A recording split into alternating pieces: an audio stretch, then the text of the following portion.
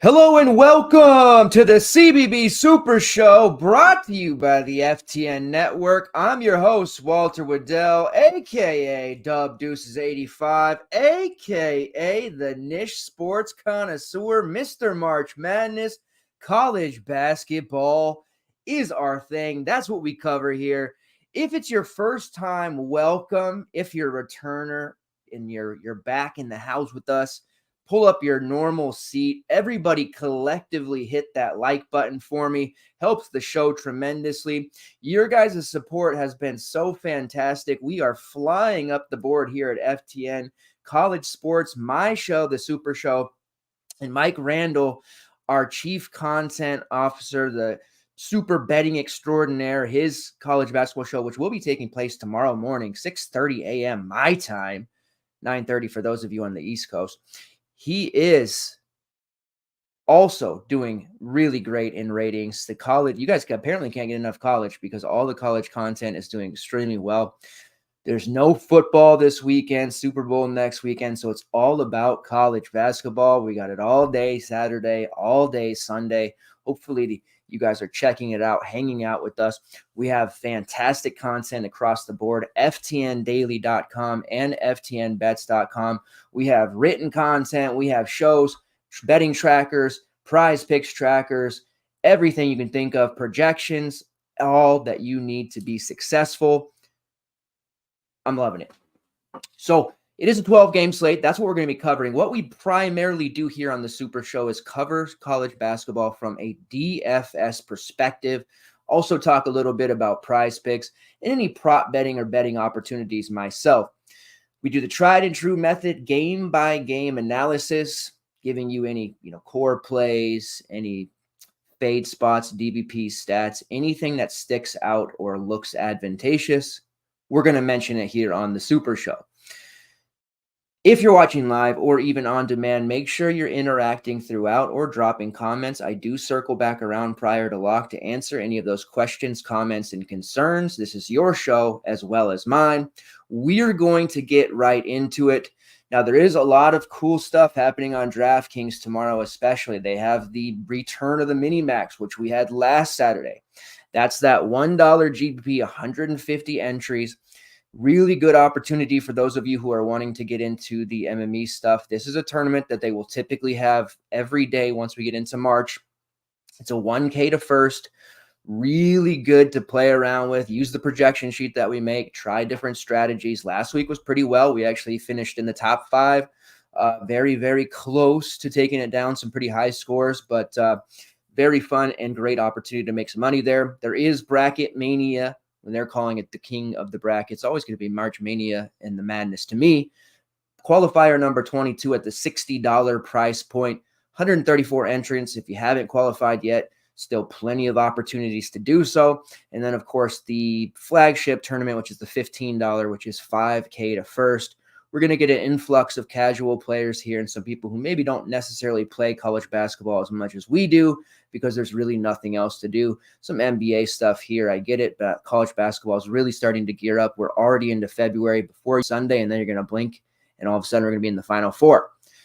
So we're going to get into it. It's 12-gamer. Now, the content schedule for tomorrow is going to be as follows. I will have the slate breakdown for the 12-game main, coinciding with the show.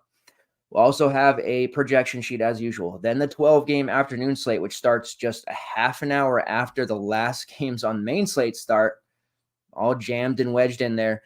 There will be a projection sheet for that as well. And then the 10-game night slate, which starts a few hours after that, will also include a projection sheet. So all 3 slates, projection sheets in the Discord, at least player pools for all. written content for the main, depending on how things shake out, what my time frame is like, and how late I can stay up after the show. I might have written content and slate breakdowns for the others as well. But I guarantee you the projection sheet and player pools will be there in the Discord for you throughout the day, and we'll be tilting our faces off throughout, checking starting lineups, making sure there's no late scratches, trying to figure out how to put this and that together, and making these pieces fit together into one 8-man lineup that is going to rule them all. With that being said, if you guys are ready, let's jump in here and get started on this really appealing 12-game slate, DraftKings oriented. Let's go. Arkansas versus LSU. LSU 6-point favorites, total of 152. Starting with the Arkansas side, it is an absolute cluster. You know by now, and if you don't, let me tell you a little bit about Eric Musselman, Arkansas's head coach, who took them to heights, multiple second weekends, final, Elite Eights, Sweet 16s. The Arkansas crowd loves him. Loves the transfer portal. He brings in new talent each and every year. He recruits over his high, 5-star recruits. They end up transferring out. He kind of biffed it this year. He brought in way too many ball handling or ball dominant guards, 6 of them to be in fact, threw them together in hopes that it would work. You look at their record and see they're 11-10. It's not working. There is all kinds of problems. The rotation is awful. Some games a starter will play 3 minutes. Sometimes a guy will come off the bench and play 35. Sometimes the starters will play the entire game. It's very hard to peg. Right now, we have a couple of injuries and some other weird stuff going on, which at least trims the rotation down slightly. Trevon Brazile is dealing with a knee issue that has cost him a couple of games. He is highly questionable. Seems pretty unlikely that he'll go. We will monitor that. It is one of the first games of the slate, so we will have that news. Devo Davis has stepped away from the program. Devo Davis was constantly next in line for 2-3 years. Now it's like, oh, Devo's next. Devo's next. He's going to take that next leap. We see all the hype videos in the offseason. He's killing kids during, scrimmages. He's absolutely tearing up, the trips, the preseason, the exhibition. And then the regular season starts and he has some blow up games, but for the most part, it hasn't been working out. And for some reason, this is his worst year yet. And I have a feeling it has a lot to do with the fact that all these ball dominant guards are playing with him. Now, regardless of whatever rumors you've read on Twitter and other social medias, there's some pretty crazy stuff going on about Arkansas with teammates dating other teammates and doing all kinds of stuff. And, it's 2024. So, whatever happens in that regard. There's no judgment here from me. I know there's no judgment from you guys, but the drama of that is totally out of whack. I don't know what to believe there. Clearly something's wrong with Devo having to step away from the program. Clearly there's something wrong with Trevon Brazile, who may or may not be super injured. So with that being said, it has made it to where the Arkansas rotation is a tad bit better. But when you look at it, it still was pretty wacky in that win over Missouri. Tremont Mark got his normal 30-plus minutes. He's the one player that we can sit here and tell you with any certainty at all, he's going to play a lot. Layden Blocker got the start over L. Ellis. Now, L. Ellis, who transferred over from Louisville, weird fit. He's had some pretty nice games. Talking to my Arkansas guy, Corey, Ellis, obviously didn't do so well against Kentucky. They decided to sit him in that game. They gave Layden Blocker the start, which the freshman's very talented. He should be starting and playing 30-plus minutes, especially with Arkansas season quickly slipping away. Played 29 minutes, had 9 points, 3 rebounds, 2 assists, a steal. Fairly decent. Jalen Graham played 25 minutes as a starter. Chandler Lawson and Khalif Battle both started, but both played under 20 minutes. Khalif Battle had a minor injury, apparently. That's why he couldn't go any further. Lawson, typical. He'll play 35. Sometimes he'll play 10. So I'm not that surprised about Chandler Lawson. We did see Mekhi Mitchell come off the bench for 34 minutes and not get into much foul trouble and put up a monstrous 19-point, 14-rebound performance that a lot of people will probably be looking to chase, but I want to make sure it's realized by the masses that there's no guarantee Mitchell plays those minutes again. He's very likely to pick up 2 early fouls and just not play the rest of the game. Jeremiah Davenport played under 15 minutes. Keon Menefield woke up and played 32. So they went from not playing Menefield at all to playing him 32. No Pinion, the other youngster. No L. Ellis. It could flip-flop either way. One of the better things you can do with this Arkansas team is try to stick to starters, but there's no guarantee. Right now, the minutes projections that I've set for Arkansas, and I should have had my screen shared for this one. That is an error on my part. So I'll tell you what I'm looking at right now with the players. I have Lawson, and they're all kind of just wedged in there. So I'm not really going to be giving you anything mind-blowing right now. Khalif Battle, 25 minutes. Tremont Mark, 35. Jalen Graham around 23-24. Makai Mitchell around 23-24. And then Menafield somewhere between 28, 29, and 30. Same with Layden Blocker. Davenport probably somewhere between 8 and 10. And we'll see what happens there with Khalif Battle. So with that being said, I'm going to be trying to put most of my exposure to this team right now towards the 3.9K Layden Blocker as long as he's starting. And also going to be looking at Jalen Graham at 5'2" as a leverage spot, knowing people are going to look to Makai Mitchell. Makai Mitchell at 6'4", a little less appealing and attractive to me because there is so much risk there. And then Keon Menafield, who we know as Washington Huskies super fans, not just me, but all of you watching as well, at 4'3" is an amazing play. He was a great scorer at Washington last year. He's in a weird situation with Arkansas. It doesn't fit, but he did play a ton of minutes last game, and he looked pretty phenomenal scoring the basketball. So Layden Blocker, Keon Menafield, and Jalen Graham, those are the three I want to have most of my exposure towards. Chandler Lawson still only 4'9" as a starter, and somebody who could very well play 30, 35 minutes. We've seen it before with him. This Arkansas team's extremely frustrating. If you get it right, 150 lineups, that's a lot of opportunities to try and get it right. You're going to end up winning this entire slate. I feel like whoever gets the right Arkansas player in one or two spots, you're going to have a very, very big slate. But there are minefields everywhere on this team. Make sure you're aware of that. All right, so going over to LSU. They have my guy, Jalen Cook, Tulane transfer. LSU transfer to Tulane to LSU. He's my dude. LSU, a bit of a weird team in that they're probably worse. They look worse when you watch them. On paper, they're better. They usually project well, too. This is a great matchup against Arkansas because Arkansas is a team in absolute flux. We should be able to see LSU put up some points here. They're playing in a top 50 tempo, top 60 defense. Arkansas is playing in the 62nd fastest tempo, so we're going to have a lot of possessions in this game. The LSU side of it with the starting group they normally run, at least right now, Jalen Reed, Jalen Cook, Jordan Wright, Mike Williams, and Will Baker. They do have a relatively deep rotation in that we're going to see Derek Fountain, Trey Hannibal, Tyrell Ward, and Hunter Dean off the bench, and they're all going to play approximately 10 to 15 minutes at minimum. Some of them are going to spike to 20 to 22 even. The last game that LSU played, they got their doors blown off by Alabama, so everyone played in that one, and it wasn't a very good indication. You can look back to the Georgia game to see how it's really going to go, and we know Jordan Wright, in a close game, Jordan Wright and Jalen Cook are going to play majority of the minutes. They're not going to leave the floor very often. Then Jalen Reed, Will Baker, barring any foul issues, are going to see a nice spike of minutes as well. Price-wise for the LSU group here, Jalen Cook at 7-1. I do like that for him because it's in a range that's still relatively affordable and most people are going to be overlooking. They're going to be going with these super cheap Arkansas guys, or they're going to be looking to pay up for Tyler Kolek against Georgetown, which is a massive DVP spot. Great Osabor against SDSU, which is a horrible matchup, but Great Osabor is just this fantasy point per minute monster right now. Boo Buie against a Minnesota team that he can absolutely detonate against. And then you have Joel Soriano going up against a tough Yukon team. A lot of different pay-up spots here. And then there's a multitude of 8K guys, one of which is Kel Ware going up against Penn State, which we know is one of the best DVP spots in the world.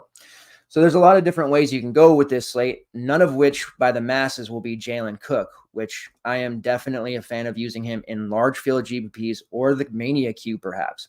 Looking at it, 33.2% shot rate, 30% usage rate. He's only shooting 31% from long range, but that volume is there. 21% assist rate, 3% steal rate, drawing about 3.5, 4 fouls per 40. We love Jalen Cook. I think he could be a possible GPP winner here at very low ownership. Majority of people would want to look to Jordan Wright, but he's 8.6K. That's way too expensive for me. You look at Wright's different game logs, 56 against Ole Miss, 38 against Texas A&M, had a down game against Bama. He's all over the place there, but still almost 9K for Wright, who is one of their best players, if not the best player on the team this year, has fantastic rates across the board, usage, steals, shooting 37% from long range. But that's a huge price to pay for him over Jalen Cook. And I think ultimately they could end up scoring about the same. So let's take that discount. But with that being said, if Wright throws down a 50 or 60 against Arkansas, would it surprise me? Absolutely not. Will I have to throw him in one or two? Maybe 5, 10, 11% of lineups? Maybe not that much, but I'm definitely going to have exposure, especially when you give me 150 lineups to go in the lab with and play around with combinations. Now, the rest of LSU guys, barring the top two, a little bit hard to peg. Tyrell Ward is there at 4.7, inexplicably dealing with a knee issue. Did play 20 minutes against Alabama, probably primed for around the same 20 to 22. The price point of 4.7 is good for him, but I wouldn't recommend using him in a main lineup right now because of that weird situation that happened. Jalen Reed, also pretty good play here as a strong starter, 5.5, somebody who could get up to 30, 31 minutes in this matchup. Doesn't have tremendous upside, but he is priced right there for a cheap forward slot that you can fit in and still do some stuff with the rest of your lineup. As far as anybody else, Mike Williams probably a little priced out for me at 5.4.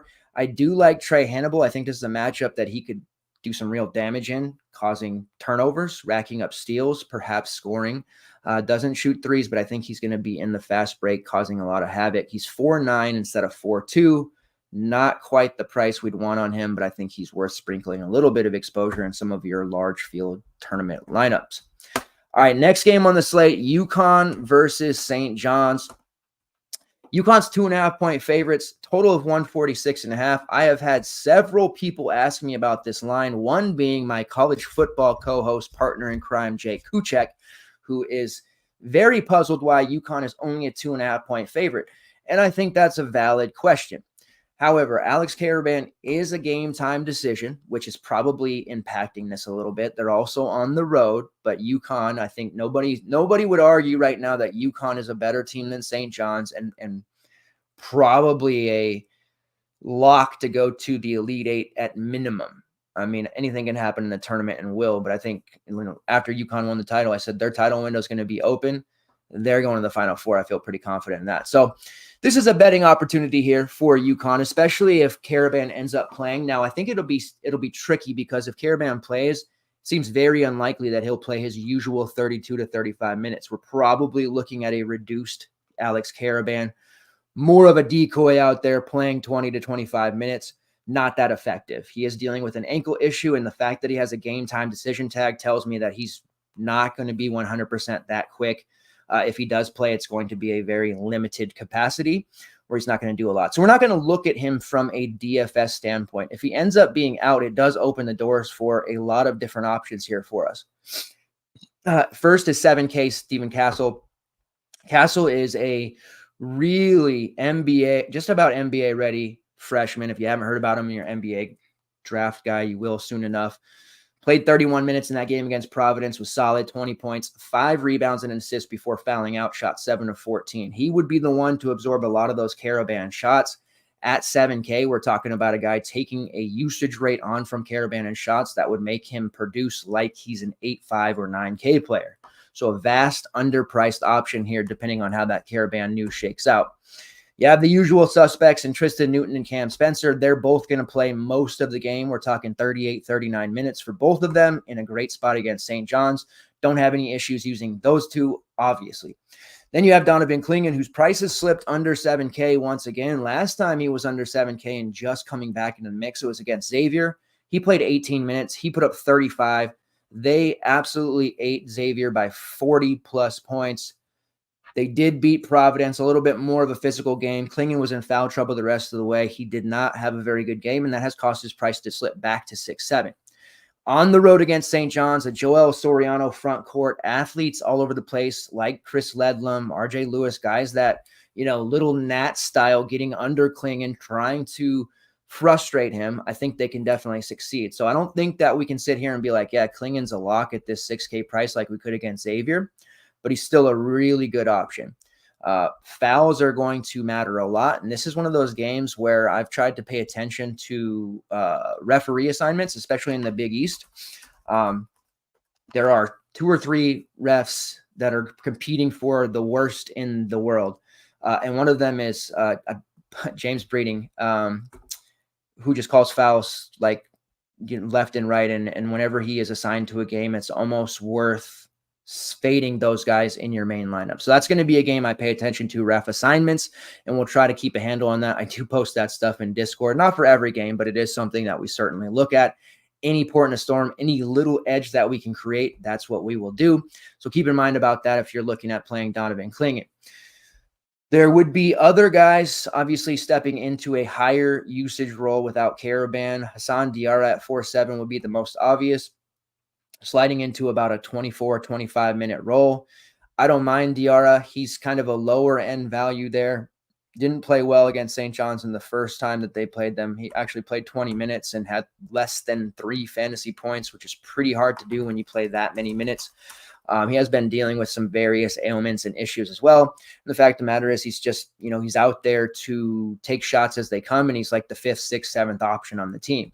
Now, Diarra did play. This is the second year with Connecticut. He played for Texas A&M early in his career. He's shown flashes of being a productive player, and he is somebody who can get it done in multiple categories, such as steals, blocks, and assists.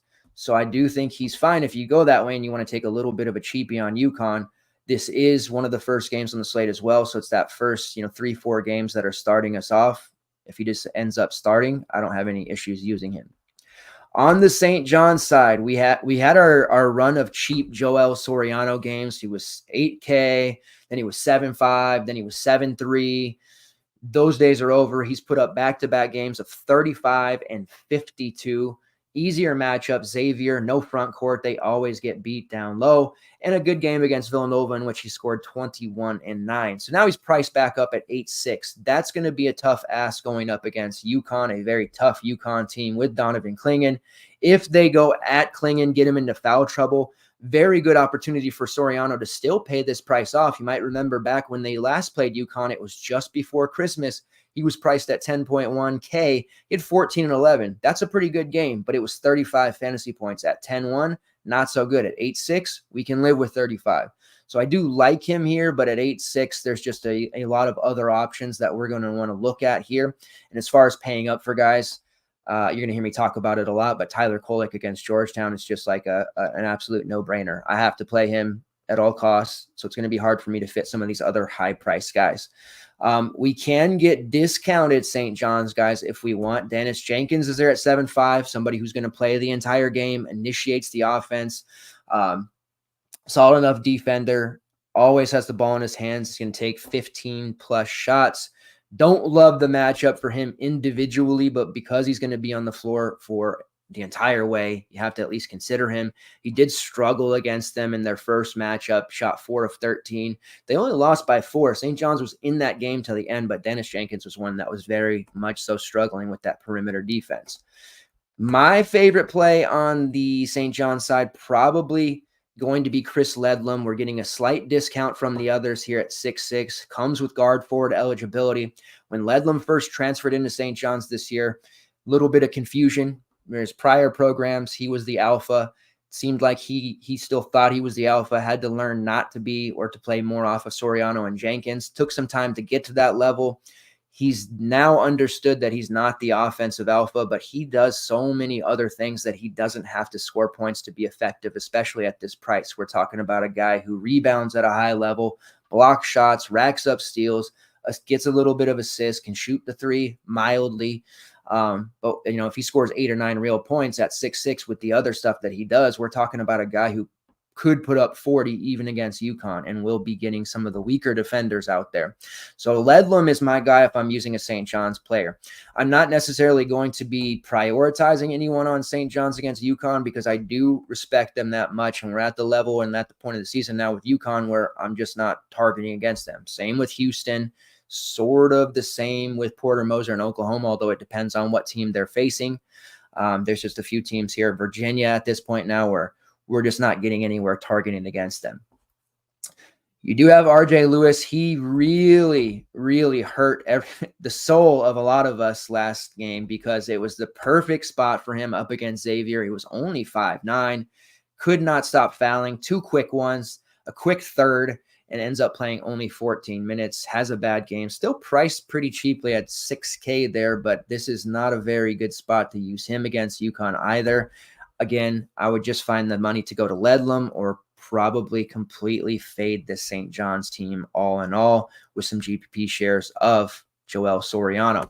You do have Jordan Dingle at 5'3". He is a gifted offensive player. He was a machine in the Ivy League last year for Penn.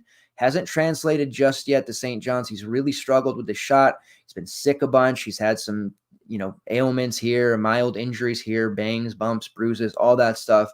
He is seeing his minutes start to trend in the right direction. He played 28 against Xavier, 25 against Nova, 23 against Creighton. So those are all the last 3, Creighton, Villanova, Xavier, in that order. So they have gone up. I think we see him kind of start to push towards 30. He is taking a fair number of shots, giving them, a fair amount of offense. It's just that he gives no other peripherals to speak of. You combined him with Chris Ledlam with his peripherals and Dingle scoring, and you would have one of the best basketball players on the slate by far. We don't have that option to morph them, so we'll have to take our chances there. But Dingle at 5'3" is at least in the consideration for value for me. All right, next game on the slate, Penn State versus Indiana. This is a 5-point spread in favor of the Hoosiers, total of 150, just under 151 at 150.5. The Hoosiers have injuries for days, and they have for a while. Xavier Johnson, who just unfortunately can't seem to stay healthy. This is a new element, dealing with an elbow issue. And to me, it looked like with the way it went down, like he was going to be done for the year. They're saying his availability is up in the air. It would be a true shocker if Xavier Johnson plays, especially with his injury history. And even if he did play, I would imagine he'd be so limited that he wouldn't be effective as a DFS play. And all that would accomplish was muddying the waters for everybody else. So I don't think we see Xavier Johnson. Malik Renew got hurt very early in the Iowa game, was on crutches before halftime. It's being called a severe ankle injury. He's also up in the air, being evaluated. It would be more of a shock if he played instead of Xavier Johnson. I don't think either play, but if it's going to be a situation where they try to play one, I don't think it's going to be Malik. That's a shame because they're going up against Penn State. You've heard me talk about it before. If this is your first time checking out the show, I'm a very big proponent of DVP. It's not as obvious or easy to find at the collegiate level, which is why when we figure it out, it's such a big edge over the rest of the field. At this point of the season, people know what positions are bleeding fantasy points and know who to target and where. We still get away with targeting guys against this team on the low rostership side. Cliff Omarui was the last one against Penn State. Unfortunately, Cliff and Rutgers let us down. Awful game. Rutgers looks terrible. Omarui had a really big first half, 6 rebounds, looked like he was well on his way, and then somehow managed to do nothing in the second half. So sometimes it doesn't work out, but 9 times out of 10, this DVP spot works. If we're not going to have Malik Renew, the only other front court option in this team that they're really going to be able to go to is Kel Ware, maybe a little Mackenzie Mbako, and then the immortal one, Anthony Walker, who played a lot of minutes last game. So we'll start with Kel Ware at 8-2. Fantastic play.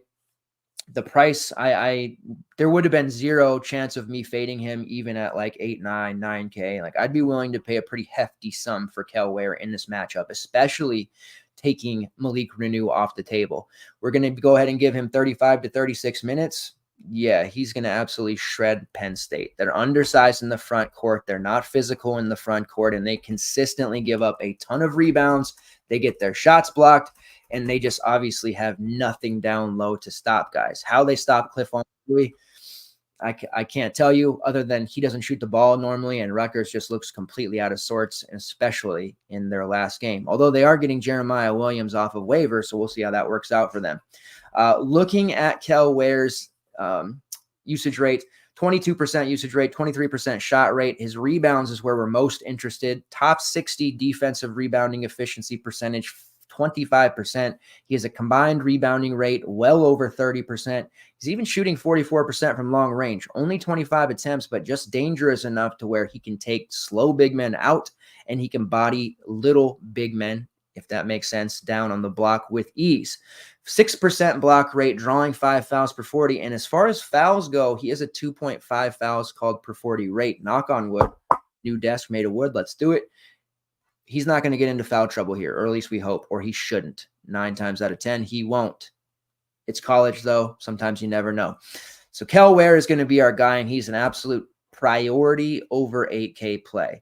I just see no way that Penn State stops a second lead alpha front court player in a row. It's going to be shocking if that happens. And you have Mackenzie Mbako, who had a big game against Illinois, 12 points, 12 rebounds. He only played 23 minutes against Iowa there in that game. Had some foul trouble, which cost him some minutes there in the first half. He shot 17 times. In fact, he shot double digits in each of the last 6 games, 10 plus times, 17 and 14 in his last 2. So that's going to continue here, especially when you remove 2 key rotational players and starters out of the equation. Mackenzie's going to continue to shoot. He's 6'6". It's not the cheapest price for him, but it's definitely cheap enough to still get some exposure there. If you're not able to get to Ware, and for whatever reason, he's fine to go to next, but I would highly recommend you at least try to get Ware if you're running only one lineup. Then you have Anthony Walker, formerly of Miami. Years ago, I got to tell the story every time because I know there's some new people watching today. He was very productive, rotational piece, like starter sometimes, putting up nice numbers for Miami, and then just completely vanished. Coach Larinaga decided never to play him. He wasn't really that big of a factor in their deep tournament run. Transfers to Indiana. Doesn't really fit in because they have a bunch of bigs, which is funny because now it's not funny, but they've got a bunch that are hurt. And we've seen him play 25 plus minutes in each of his last 2 games. Now we're taking Renew off the table. 4.4K Anthony Walker has a very good opportunity to start here and play big minutes. And he's in a matchup where he can absolutely detonate. A lot of people will probably overlook him. Rebounding-wise, his combined rebounding rate's right around 22%. He has a block rate of 3%, and he is drawing 5 fouls per 40. Definitely like Anthony Walker here. He's an elder statesman, been in college since before COVID. Has been productive throughout as a bench piece. Like I said, early in his career for Indiana here, he's starting to find his way. And I think he's a very good value piece. And multiple Indiana players in a mini stack of sorts is definitely on the table and viable. Now, without XJ and without Malik, their starting lineup, we can kind of speculate here. What they did against Iowa, they ran Trey Galloway, Kel Ware, XJ, Malik, and Mackenzie. We saw Walker 26 off the bench, and then we saw Anthony Leal, who just, I don't know, he went ballistic. Leal hardly ever plays, and when he does, he doesn't really do a whole lot, but he scored 13 points, pulled down 7 boards, dropped an assist, had a block shot, hit 3 of his 4 triples. Gabe Cupps, CJ Gunn, Peyton Sparks still barely played 5 to 10 minutes, so I'm thinking we see Anthony Walker slide in over Malik and probably Anthony Leal sliding in there for Xavier. If not him, they'll go to Gabe Cupps because Gabe Cupps is more a traditional point guard. He's not a shooter. He's not a high usage guy. He'll just run the offense and dribble. And so I could see Cupps maybe starting there. But I think ultimately Leal ends up playing 20-plus minutes. Walker ends up playing 20-plus minutes, regardless if they start or not. Now, if Peyton Sparks jumps into the starting lineup, which we saw a couple of games ago, then he's okay to use, but you can't use him unless he starts because without him in the start, I mean, he had a nice game 2 games ago as a starter, and then he's proceeded to play under 10 minutes in each off the bench since. So that's a strictly if he starts or not value play. Otherwise, I don't mind the little mini chase on Leal. And I think Anthony Walker is going to be your premium value spot in this game. Trey Galloway played most of the game last time out. You can use him if you wish. He's priced only at 6'2". It's not really the DVP spot. The Penn State perimeter D with guys Ace Baldwin and Nick Kieran, they're pretty damn tough. They force turnovers. They frustrate you. They have a little bit of that havoc style trap defense and physicality there in the perimeter. Trey Galloway's not that guy, if you will. And I do think he'll struggle to find his own shot and to generate offense in general. So I'm not really going to be too high on Dre Galloway, but I would imagine we see a fair amount of ownership from him across the board, depending on what this injury status is of multiple players. On the Penn State side, we did see Kanye Clary sit out. He is officially listed as questionable, dealing with a facial injury. He is a big-time usage guy, one of their primary offensive players. He is the offensive yin to Ace Baldwin's defensive yang. When they don't have him, the offense typically gets stagnant, but they did beat Rutgers 61-46, and Ace Baldwin put up a 50, thanks to 15 points, 10 assists, and 5 steals. That's what Ace Baldwin does. He is fantastic. Peripherals for days, and when he's actually forced to do something on offense, that's when his upside goes nuts. But he's 8.5K. That's a really, really high price. I think if Clary sits out, it's fine to consider him because the DBP spot going against Indiana is certainly on the perimeter. They do not have very good guards, even when Xavier Johnson is playing. And especially taking him off the court there's not going to have anybody really to defend quite well out there. I think Ace could have a lot of unimpeded drives to the hole and generate a lot of points either at the foul line or just strong finishes at the cup. So he is a worthy play at 8.5 if you have that salary there, but that's just a very big sticker price and a little bit of sticker shock there for me to pay that. I think a lot of people will probably gloss over him, but he's a type of play that can win you that mania seat there at 5% ownership. If Clary can't go, we got to look at Nick Kieran again. He played 24 minutes against Rutgers. He's been right around 25 to 26 minutes in each of his last 5 games, taking on a bigger role. He wasn't great against them. He was in some foul trouble there. But he's another guy like Ace Baldwin that can rack up steals and is getting more of a role here offensively as well. Before last game where he scored just 5 real points, he had scored double digits in 5 of his last 6. The main benefactor from Kanye Clary being out was DeMarco Dunn of North Carolina fame, the transfer there. 22 minutes against Rutgers, 14 points, 3 steals, and 7 rebounds. He made 6 of his 10 shots for 32 fantasy points. Pretty much the best game of his life. He's had one other game this year where he was really solid back in December against Georgia Tech when he hit a bunch of threes. If Clary's out, I suppose we can look at him at 5.3. It's a pretty big chase there. There is the matchup, knowing Indiana's perimeter defense is not very good, but it feels kind of gross to use that one. But he is cheap for sure. And then Puff Johnson, I would expect him to see some additional minutes, but I would have thought that last game, he's there at 4.3, just played 11 minutes. Get that up closer to 20. You have yourself a pretty sneaky value play in Puff Johnson, something to consider there for sure. And then you have Quetus Wahab, who played 31 minutes against Rutgers, played 27 against Minnesota. All of a sudden, Wahab's playing these big minutes. He's put up some pretty nice numbers, which has caused his price to kind of creep up there to 6.4, 6.5. Look for him to struggle here against Indiana. I think foul trouble is probably in his future. I don't know that he's going to be able to keep up with a much more athletic and versatile Kel Ware. All right, moving on to the next game here. We have Virginia Tech versus Miami. Miami 3.5-point favorites, total of 153. The Miami side, they've had injuries galore. They don't have a bench really to speak of. They do have the youngster Keshawn George, who has stepped up considerably, worked his way into a starting spot. They have, throughout this season, Nigel Pack's been banged up. Norchad Omir's missed time. Wooka Poplar's missed time. Right now, Matthew Cleveland is the most recent. He just missed a game. He's officially tagged as questionable here, dealing with a severe hip issue that cost him the game against NC State. We'll monitor the status there for him. Without him, it is certainly a tough blow. It makes the rotation even shorter. We did see them play the other freshman, which he hasn't played a ton before this, Paul Dishabet. Played 23 minutes. Michael Nwako, who was the main Norchad replacement when he was hurt, played 10. And then Christian Watson, the sophomore, who has had some flashes this season, played only 4. They ended up playing Poplar, the freshman Keshawn George, and Bensley Joseph 32-plus minutes. Norchad played his customary 30, and then Nigel Pack played right around 29 to 30 as well. Any and all foul trouble they had to play through.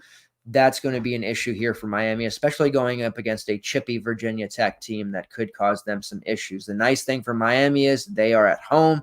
You do have a premium pay up option in Norchad Omier.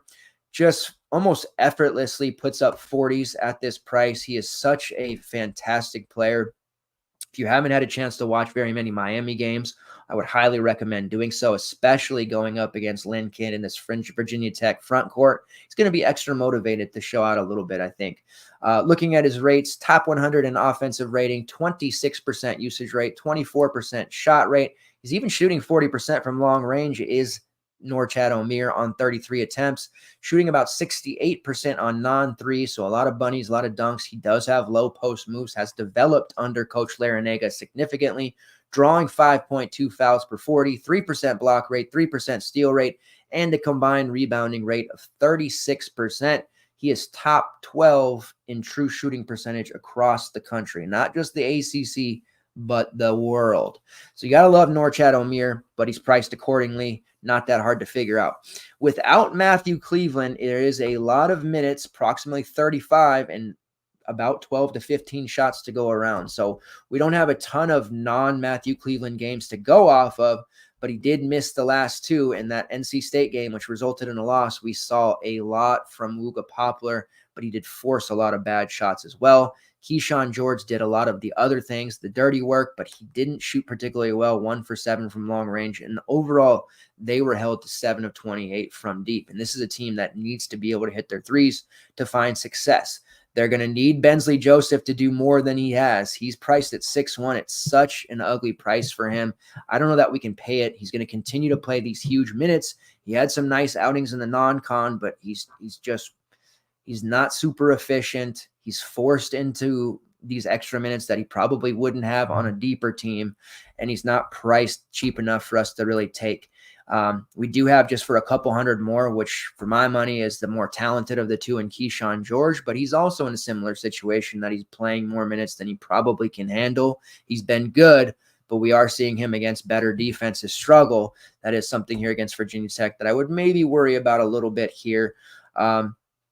As far as non-Omier plays, I think Wooga Poplar at 6'9" still the best overall option just because that volume's going to be there, but he's certainly not a priority. And I don't think anybody on Miami truly is, unless I can get to Norchad without sacrificing anything else in my lineup, such as those Indiana guys that I want. On the Virginia Tech side, this is where we want to look to get some exposure. Miami being shorthanded, a lot of teams are going to continue to try to attack them, get them into foul trouble. And Miami, they're playing at a very fast pace. They're 80th in tempo ranking, and defensively, they're not quite to the level that you would expect under Larrañaga. And their offense has slipped considerably this season as well. You know, obviously losing a couple pieces like Jordan Miller, Isaiah Wong, like those are hard pieces to replace. They haven't quite figured it out. They're still playing well. They're 14-7, but they've been suffering a lot more losses. They've got to get this win here. Ken Palm has it 77-75, by the way, in favor of Miami, but I do think the Hokies have the chops to win this game. It starts with Sean Padula, who leads the team in usage at 30% and shot rate at 29.6%. Top 60 assist rate at 31.1%, drawing 5 fouls per 40. Now, Padula has been major chalk throughout this season whenever he's underpriced. And earlier this season, DraftKings whiffed his price. Coming back from I believe he missed a game, but he was injured, had a bad one. Priced at 5'8", 5'7", like just ridiculous prices that he's just been breaking the slate at. He's priced right around 8K, specifically at 7'8". Still taking a ton of shots. The clear alpha on this team. More of a luxury play, I think, on this slate with so many different options because we got to get Kel Ware. We're going to have to get Tyler Kolek. That's not going to leave us a lot of opportunities to play Padula, but you better believe I'm going to get exposure in my 150 lineups, especially in this matchup against Miami. He just matches up really, really well with them. Lynn Kidd at 6'3", he's the one that's going to be tasked with trying to stay out of foul trouble against Norchad. I don't particularly like his chances. He is right around a 20 to 25 minute per game guy. He does have a nice fantasy point per minute number. He has pretty good rebounding rates, blocking rates, all that good stuff, but I just worry that he'll see the court a little bit less because of Norchad out there. Now, MJ Collins is priced at 5-1, coming off a spectacular game against Duke. They did lose that game, but Collins was just all over the place, knocking down shots. 3 of 6 from downtown, 7 of 13 overall, 17 points, 27 fantasy points. His minutes are up. He's been playing a lot all season. A very low fantasy point per minute player for the most part, but he is starting to play well in conference play, especially over the last 3 or 4 games. Only 5-1. I think we got to consider him. Now, he took a shot towards the end of that Duke game, but he didn't come out that I recall watching that one. So I think he's fine, barring any setbacks. We'll see if the starting lineup shows anything different. And then you have Hunter Couture there at 6'7". 3-point extraordinaire, shooting about 44% on 116 attempts. He is got and it's for somebody who's like a big time 3-point shooter like this, you wouldn't expect their true shooting percentage to be so stellar, but he is 10th in that category, which is even more impressive considering the fact that he is a 3-point chucker for the most part. So shout out to Hunter Couture, also playing 76.8% of the available minutes on this team, one of the highest marks. He will not leave the floor very much. They do have Mekhi Long and Brandon Recksteiner missing time. They're both dealing with ailments. Mekhi Long officially questionable. He's not a relevant DFS option, but this knee issue does route his 14 to 18 minutes in other spots, which is why it does become relevant. Mijal Poteet has picked up a lot of those minutes. He was fantastic against Georgia Tech. Not as good against Duke, but in key moments. They played him just 17 minutes, but he was getting rebounds, doing, knocking down shots, doing a lot of those, important things there in short spurts. They certainly lost, like I said, but it didn't seem like it was anything to do with Poteet. I would have liked to have seen him get some more minutes there. Just wasn't in the cards there, unfortunately. I do think we could see him play pretty well here against Miami, especially if he gets into the 22, 23-minute range. As far as anybody else, you have Robbie Barron there at 5'8". He was okay against Duke. His minutes are locked in right now, so we're talking about a guy at 5'8" playing, roughly 32, 33 minutes. I don't think you see him rebound as well as you did against Georgia Tech or Virginia, some of those games, but he's definitely been more comfortable firing from long range and taking more of a aggressive approach on offense to where he's not just standing around and the defense doesn't have to pick him up. They're starting to have to do that. He scored 10 plus real points in 3 of his last 5. Don't mind him at that 5'8" price point if you want to go there. All right, next game on the slate, South Carolina versus Georgia. Georgia 1-point favorite, total of 139.5. South Carolina, let's give it up to South Carolina because Coach Lamont Paris has this South Carolina train running extremely strong. I don't know if you guys realize this, but they're 18-3. It was a team coming out of the non-con where, I think most of us expected them to get into SEC play and completely fall on their face. And that just hasn't happened. They lost 2 out of their first 4, Alabama and Georgia, won an overtime game against a bad Missouri team. They've rattled off 4 straight, and we're talking about a road win against Arkansas, even though they've been bad. Winning at Bud Walton is still an accomplishment. A home win over Kentucky, and 79-62, like a convincing win over Kentucky. Beat on Missouri after that at home, and then they just went over and played a road game against the Vols, and they walked out of there with a 63-59 victory. So this South Carolina team under Lamont Paris is doing some big things. They're playing at one of the slowest paces in the country, and that is one of the biggest reasons why they've been able to win these games. They're sucking the life out of arena after arena. They're making teams play at their pace. They're not getting sped up. Their defensive numbers in conference have been fantastic, and they have players who fit a role, and they don't try to do too much. And what's more impressive about this is the fact that their stud offensive weapon, Michi Johnson, is on an ice-cold streak. Can't find it. He cannot make a single shot. He's actually taking less shots lately because of it. He scored 3 points against Tennessee in the win, 0 against Missouri, 14 against Kentucky, 8 against Arkansas in their last 4. And we're talking about a guy who had a string of 20-plus point games in 4 straight right before Christmas. So this is a kid that can score. 29% shot rate, 27% usage rate, right around 35% from long range. But he is ice cold right now. We've been continuing to use him because his price has been so cheap. He gets a great matchup here against Georgia once again. He had 29 fantasy points against Georgia. The last time he had a really nice game was against this Georgia team when they lost 69-74, one of the only losses for South Carolina this season. He had 19 points, 4 rebounds before actually fouling out in 32 minutes. Priced at 6'6" now. He was priced at 7'2" then. He is absolutely still in consideration. And the best part about Michi is that nobody's going to roster him. Too many options on the slate. He's struggling. People aren't going to look there.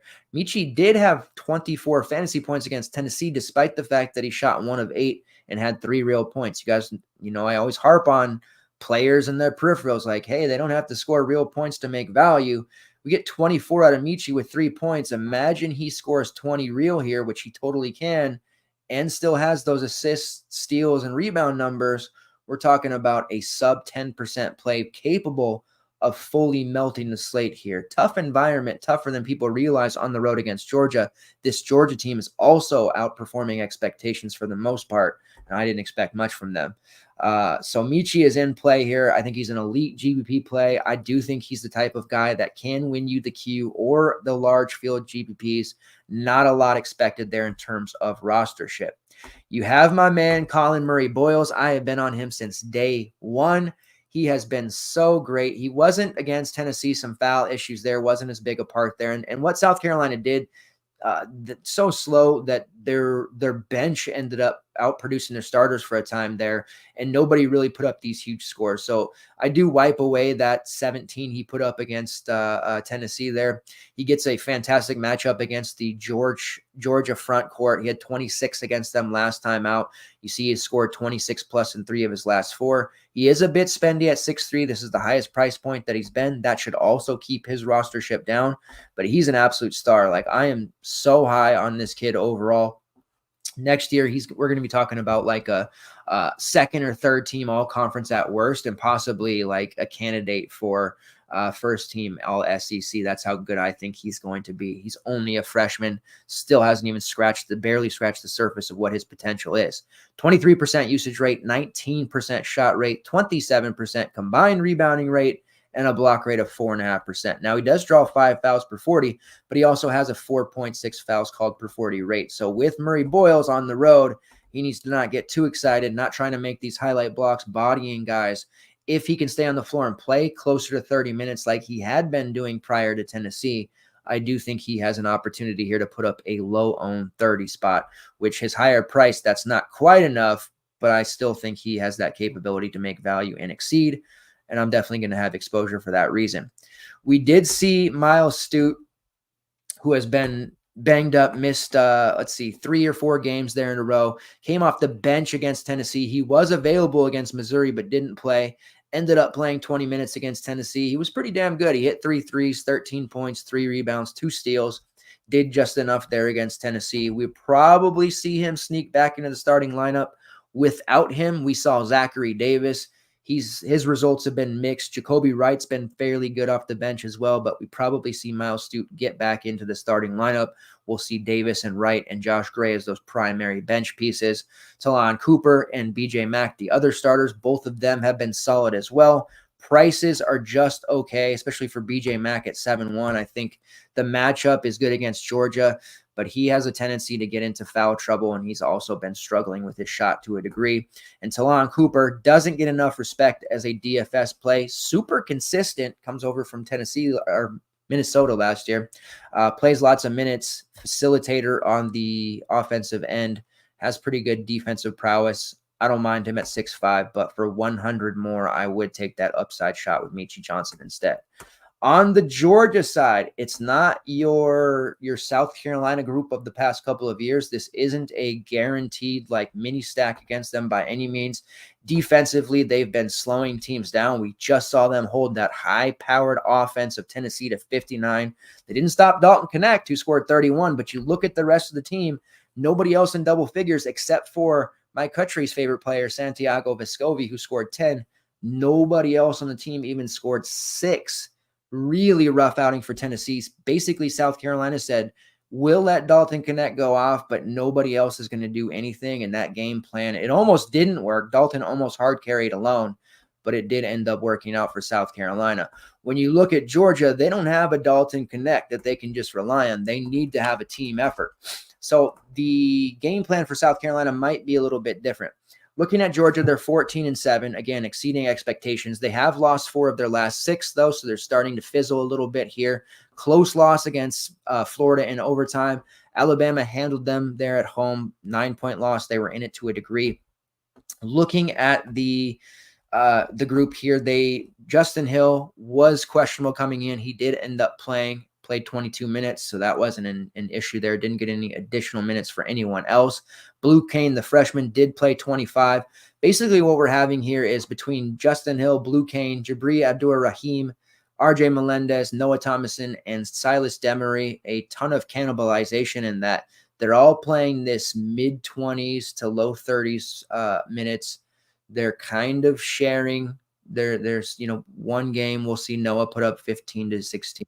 One game we'll see Jabri Abdur-Rahim. It's very, very difficult to peg because it muddies the waters with these guys playing this deeper rotation. It's worked for them. For real-life basketball, it's worked. Not so much for DFS purposes. We did see RJ Melendez put up the most ridiculous game against Florida. He did follow that up, and I said, there's no way he'll do that again. But he did follow it up with a big game against Alabama, 15-10. For 36 fantasy points. He was in the starting lineup there against Bama. Clearly, they're going to go back to Melendez. He's 7-1, which is a very, very tough price, I think, even against South Carolina. I haven't used them the last 2 games. I'm not going to start now. Some people may continue to ride that hot hand. Totally fine if you choose to do so, but this matchup against South Carolina is awful. However, if South Carolina adopts we're going to let one guy beat us and one guy only, perhaps that's Melendez, and he does have the Dalton Knecht game. But 7-1 is a very tough price to hope for that to happen. As far as anyone else, the front court of South Carolina is physical. I don't like Russell Tashwa here. He's really struggled against South Carolina last time. He played just 19 minutes, had 15 fantasy points. He really went off after that game against South Carolina, but it makes me worried to consider him at all. I do think that the most viable option on Georgia is going to continue to be Noah Thomason just because of his high shot rate and the amount of minutes he's playing. He was awful against South Carolina in their first matchup, nowhere near a priority. He's going to project well because of his price and his actual rates, but he's one that I'm going to probably set pretty low for my exposures, even if he ends up popping up high on our sheet. And then Blue Kane, he's been an interesting value option. He's 5K now, which takes away some of that luster, but he's clearly deep into the rotation, has risen up the pecking order, and they're allowing him to do more. He has scored 17 plus fantasy points in 3 of his last 5, which includes back-to-back 22 fantasy point games. He's taken 19 shots in those past 2 games as well. All right, moving right along here, we're going to go to one of the flagship games of the slate, Marquette versus Georgetown. Now, Marquette is 12-point favorites here on the road, total of 152. Now, I'm like hell-bent on playing Kel Ware, regardless, even if Renew and Xavier Johnson make miraculous recoveries overnight. Like, that's just a DBP spot that I'm married to, and I don't care whatever happens, but I'm going to continue to jam that one in. And when Georgetown's on the slate, I typically have to jam in 1, maybe 2, maybe 3 players against them. They have one of the worst defenses in the country. Obviously one of the worst in the Big East. DePaul might be even worse to a degree, but 292nd in defensive efficiency. Ed Cooley has his work cut out for him. It's going to take him time, regardless of what you think of him. It's he has a good coach. I'm not going to worry about his personality, but they're in a funk. Since beating DePaul back on January 6th by 3 at home, which would have been a disaster losing to them, they have lost 5 straight: Seton Hall, Connecticut, Xavier, Butler, and Providence. And really, outside of the Xavier game, were particularly close. The Seton Hall game, they ended up losing by only 4, but it seemed like Seton Hall was never really in danger there past halftime. Now they're in a tough spot here against Marquette. I don't love 12 points. That's a pretty big spread there on the road for Marquette, and Ken Pom has it right at 12. But I outside of Jaden Epps, this Georgetown team, they're going to be hard-pressed, I think, to to keep up with Marquette. Looking at it, Jaden Epps is really the only guy that we would love. High rates, 31.5% usage, 31.6% shot rate, 31.2% assist rate, drawing 5 fouls per 40, played just about every single minute in their last game against Providence. It wasn't enough. They did drop to the shorthanded Providence team there, but Epps 26, 4, and 6, just a phenomenal game. They did start Wayne Bristol, who is going to be a potential source of value there. He played 32 minutes, 4 points, 2 rebounds, and assists, had 4 fouls. Wasn't like particularly great by any means there, but we're talking about a guy who at 3-7 as a starter playing 30 minutes, have to at least give him some consideration, right? You'd be more of the like, it's more what he allows you to do and less about what he's going to do for you with his own score. He gets us to Tyler Kolek and Kel Ware. If he gives us 10 fantasy points, we're ecstatic. If he gives us 5, we live with it. As far as anybody else on Georgetown, and if they keep this starting 5 that they ran against Providence, I don't have a lot of love for any of them. Supreme Cook, I think, is probably destined for foul trouble. Early in the season, I mentioned I thought Marquette was going to be pretty porous against the front court, but Oso Agudoro has been way more physical than I ever thought he would be. I do worry about Supreme Cook's ability to stay on the floor here, especially with him. Dontrez Styles is kind of hit or miss. He's a GPP extraordinaire, but don't love him in this spot. He was in major foul trouble last time, which allowed Ish Massoud, who's been moved to the bench, to play 34 minutes.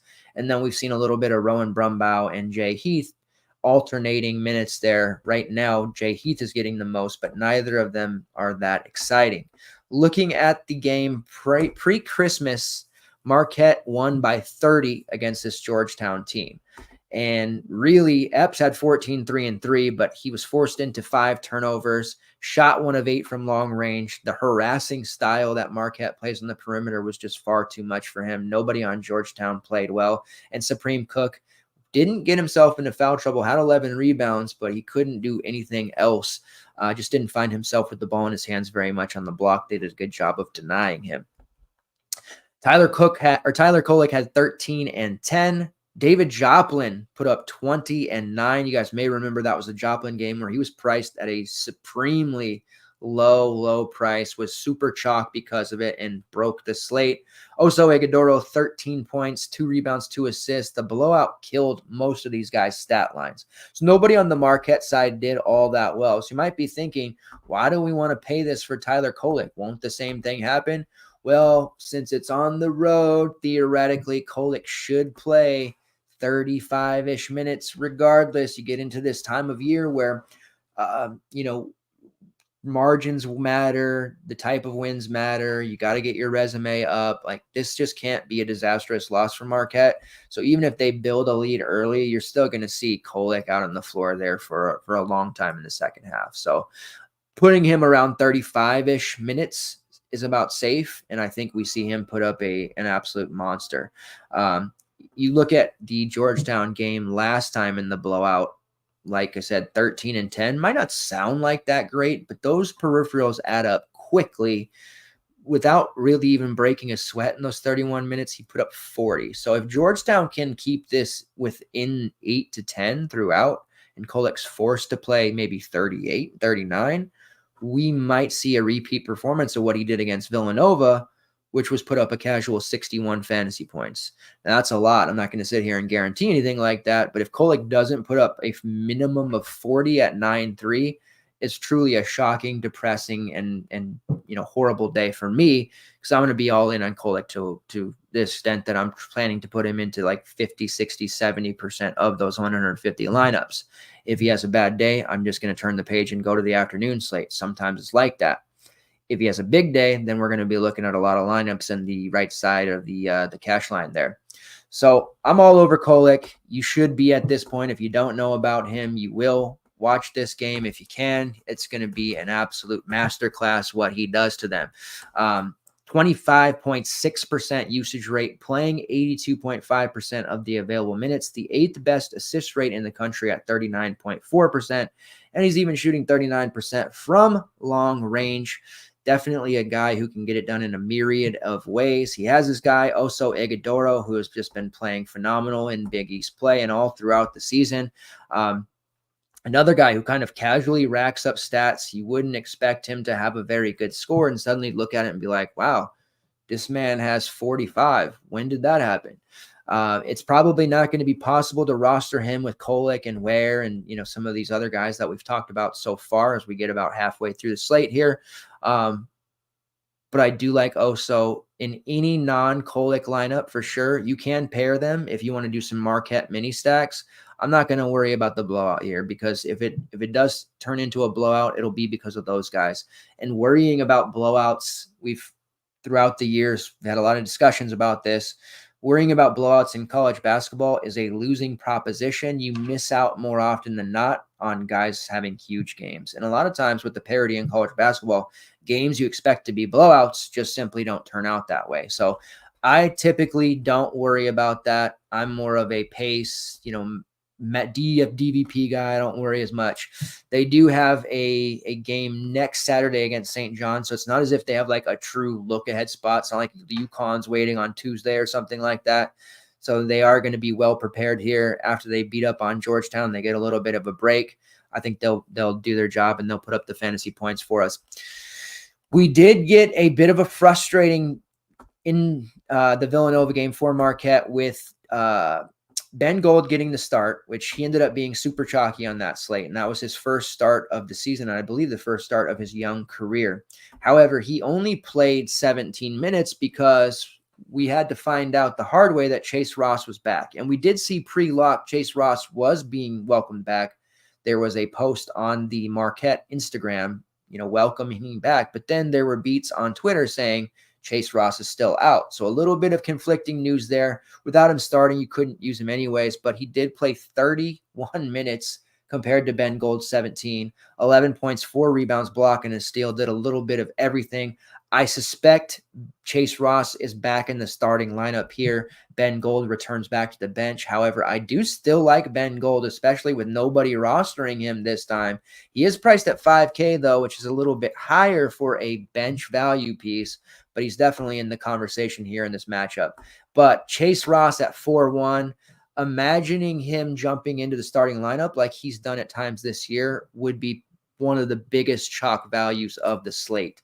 I think most people would expect him to start, and looking at that, how are we going to be able to fit these top 2-3 most expensive guys into our lineups? Chase Ross at 31 minutes, that's going to be a noticeable thing for most people, especially if he ends up in the starting lineup. It is a middle of the slate game, so by then there'll be games ending, starting, lots of news, people getting distracted. So there is a chance there if he doesn't start or had a setback of being a big edge there, but I'd be shocked if he didn't. Now, Cam Jones did not play in that game. Sean Jones is out for the year. I think we'll see Cam back, and even if he does return, I would still think we see a lot of Chase Ross regardless. Looking at the way that the things shake out, like they've had to play Stevie Mitchell a lot of minutes, and he's been fine. David Joplin as well, but I think we see it kind of end up in a like 25-ish, 24-ish minutes for Joplin. We see Ross in that mid-20s range. Even if he doesn't start with Cam Jones being back, I think he becomes he's like a better value just because he'll have less rostership. If Cammy's out, then it's just kind of one of those things where you just have to roster him. So we'll see how that news shakes out there. It is an ankle issue, seems to be. If you don't have the severe flu, you got an ankle issue right now in college basketball if you're missing games. So we'll see how that happens. He's only 5'8" if he does play, which is absolutely intriguing price for him in this matchup against Georgetown. And you can play the feeling that, do they really need him against the Hoyas? They got Chase Ross. How's that going to work out? But either way, the Marquette bench is so lean with Cammy playing. Chase Ross has still got to be in consideration. All right, as we move through the halfway point here, we move to Northwestern versus Minnesota. 1 point spread in favor of Northwestern, total of 139. Not the most exciting game in the world by any means. Boo Booey's there at 8-9. Put up a 50 against Purdue. It's actually his second time in the last 3 games that he's pushed towards 50.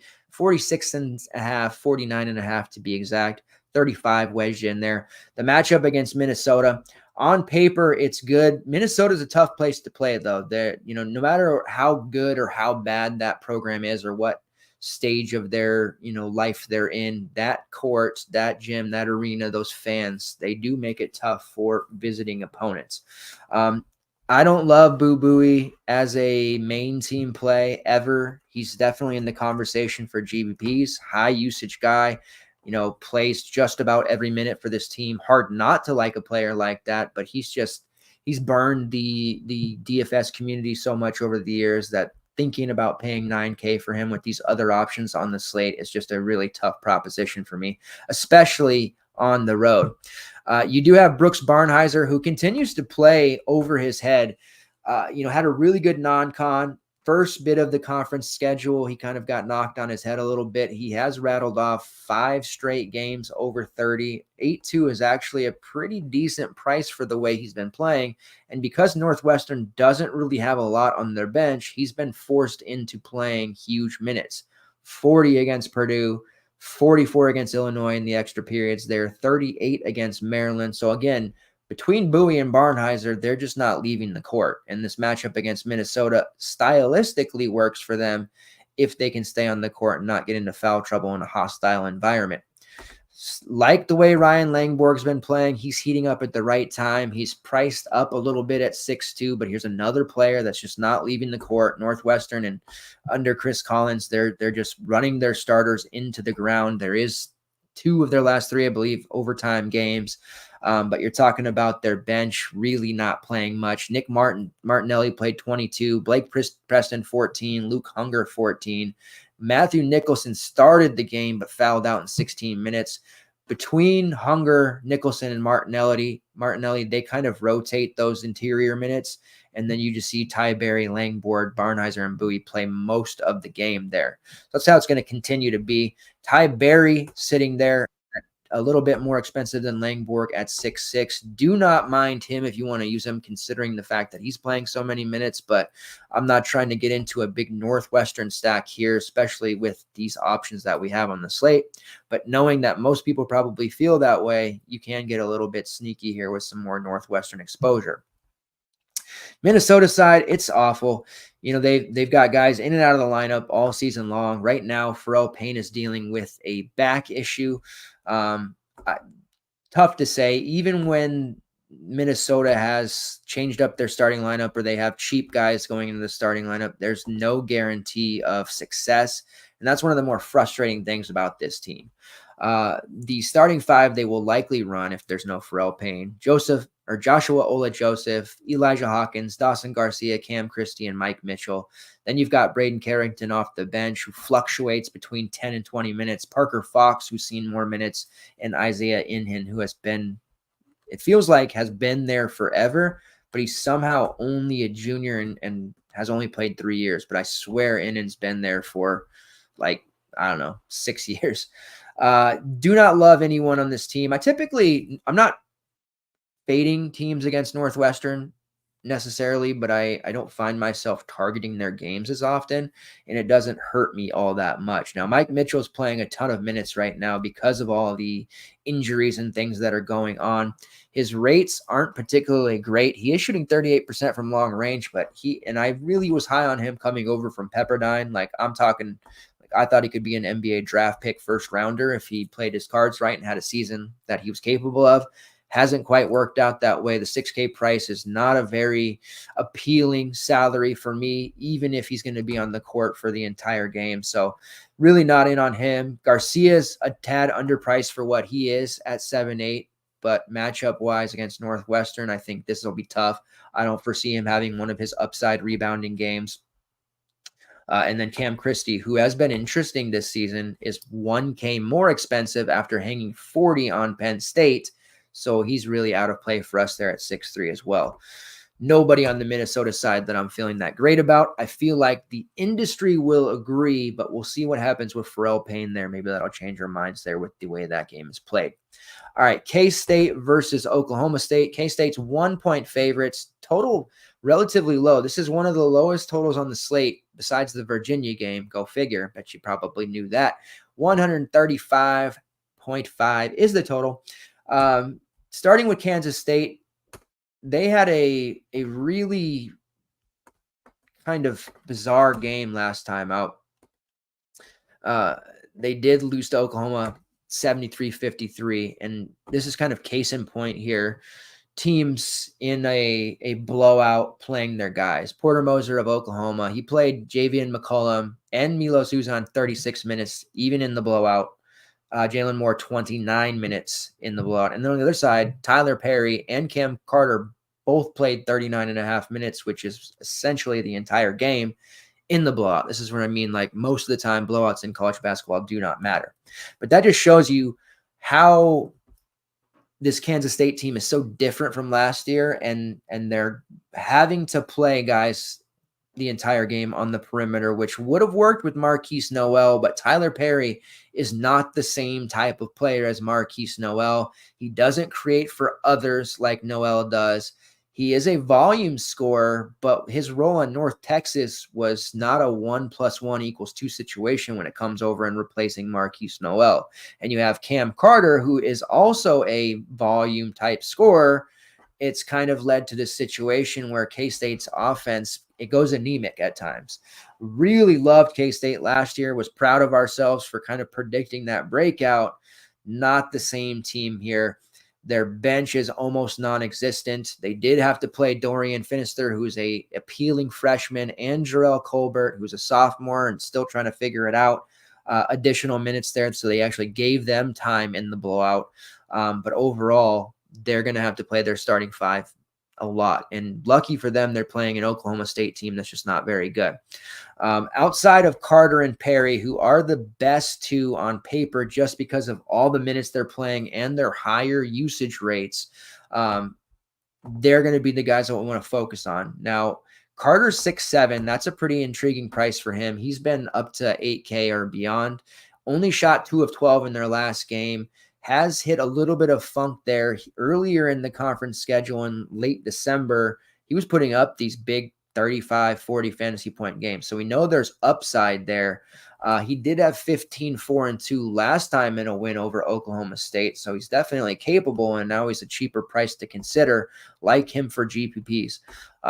Looking at it, he has a 28% shot rate, 25% usage rate, playing 86% of the available minutes. That's top 80 in the country for minutes played. Tyler Perry, 87.2% of the available minutes. That's top 70.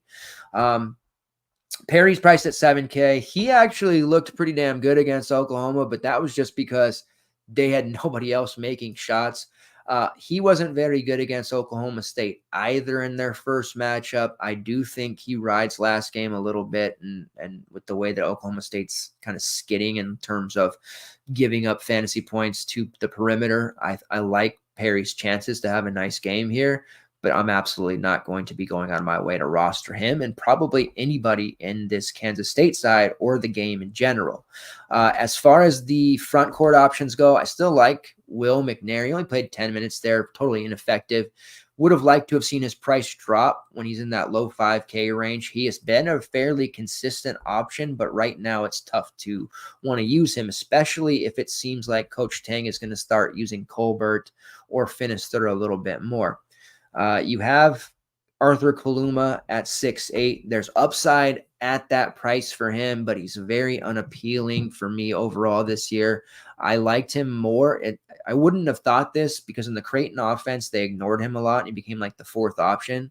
So I really felt like Kansas State was the best move for him because he's going to come into a higher usage role and he's going to have guys that you thought could get him the ball. But what's turning out to happen with Perry and Carter is it's not working out as well. Had Kaluma been on the Marquise Noel team last year, you'd be talking about Kaluma putting up these, key J numbers, 40+ fantasy points. And I think Kaluma may be even a better scorer than Key J, but he's just not in a situation where stylistically it's working out with this group.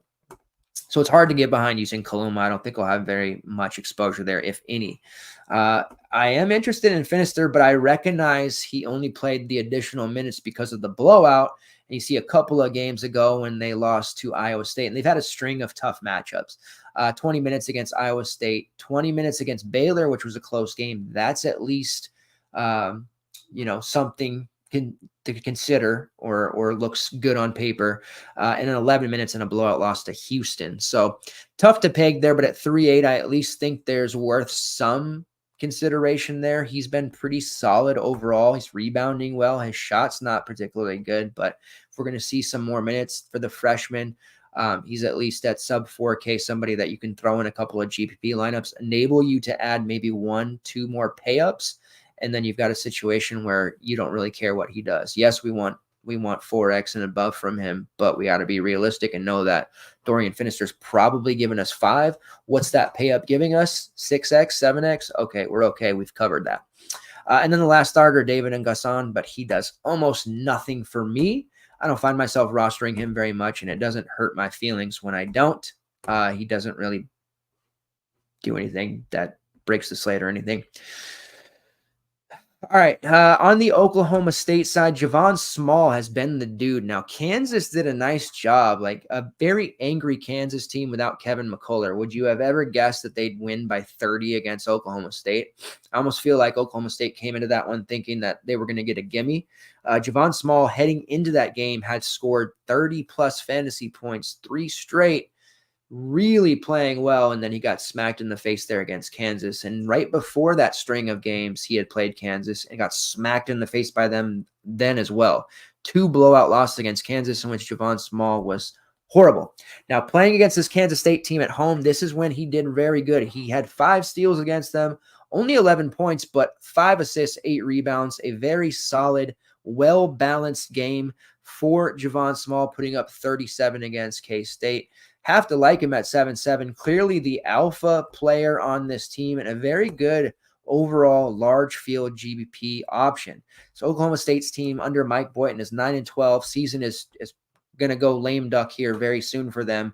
But Javon Small, who did transfer over from East Carolina, has been the key cog for this team, and I think will continue to be the top fantasy asset. Clearly, though, you're having to pay up for him, so I'm not telling you anything you don't know. Then everybody else on the team is relatively cheap. We do have to look at Bryce Thompson, who suffered a torn labrum and will be out long-term. Most likely will be done for the season because it's not as if Oklahoma State, unless they turn their season around all of a sudden and make like the NIT or something, there's not going to be any postseason for this team. So Bryce Thompson probably out for the year. What that does for us in terms of opening up minutes, because Bryce Thompson normally playing over 30 brings Kion Williams back into our life, who has been just awful with his turnover rate, and he actually got benched. And Jarius Hicklin, who I think is actually going to be interesting and might jump into the starting 5. Hicklin played a couple of years for North Florida, pretty good 3-point shooter. Not going to do a lot in other categories, but we could see him come out and start to chuck. So I do have interest in Hicklin there as a potential starter. We have seen Connor Dow, who is the freshman wing, starting to play more, and he's been starting. And then there is the chance that we see Jamiron Keller, who is another freshman, with some additional minutes here. John Michael Wright, who was really good last year, he's going to end up playing big minutes. And then Brandon Garrison, who is a freshman big, who has shown some major flashes this year, but also very much struggling because he is a very unrefined freshman, should see a big role on this team as well going forward, at least in terms of usage, as Bryce Thompson's shots get divvied out to the rest of the team. Looking at prices for Oklahoma State, Hicklin is 4K, so we're not getting a super sneak price for him. Has been playing pretty good minutes already without Thompson. So this is why I think maybe he can sneak into the starting lineup and we see him play some relatively big minutes. He played 28 against TCU and had a nice game there at 3.6. So if we could get 25 to 28 minutes from Hicklin at 4K and a very good matchup overall against Kansas State, we certainly want to consider him. We were using Wright as our top value there for a while. His price is up to 5.3. Not really much of a secret there. It's pretty much tapped out his upside. But if we're talking about 35 plus minutes, it does make him somewhat interesting. The freshman Connor Dow, 3.9, 30 minutes against Kansas, and he was pretty good at the 3.3 price. Now he's almost 4K. He's played 20 plus minutes in 3 straight games. Doesn't take a ton of shots, but he can rebound the basketball. He can do enough to get you close to 4X at this price. He's another one of those ones you need to be okay with a 2X return, though, if you're rostering him.